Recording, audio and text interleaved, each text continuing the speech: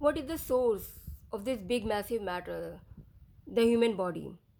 String vibration is the origin of the matter particle. What happens at macro level in universe, the same happen at micro level in our body. हम देखते हैं कि कुछ लोग बहुत action oriented होते हैं, स्ट्रैटेजी बनाते हैं और तुरंत उसे इम्प्लीमेंट भी कर देते हैं, एग्जीक्यूट कर देते हैं, और कुछ लोग सब पता होने के बावजूद भी कि कैसे करना है फिर भी कुछ एक्शन नहीं ले पाते हैं, because lethargy creeps in and slow there movement.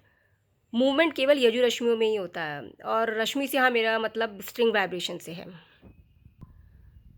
Rich in Yaju Rashmi people build their empire through their hard work and effort. And Pran Rashmi people are just struggling because of lethargy and inertia. Potential of Pran Rashmi is withered everywhere without giving any definitive outcome, like dark energy. 70% out there is dark energy. The cosmic dharma is the Pran Rashmi and Yaju Rashmi must associate to give birth to the elementary particle, yani quark. But 4 to 5% are matter only. That is why it's a very rare occurrence.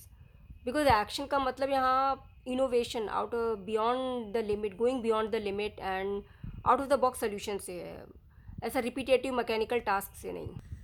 और जो ऊपर होता है वही ज़मीन पर भी होता है, इसी को धर्म कहते हैं। इट्स ए नेचुरल ऑर्डर, ये फिक्स है, ये कभी चेंज नहीं होता।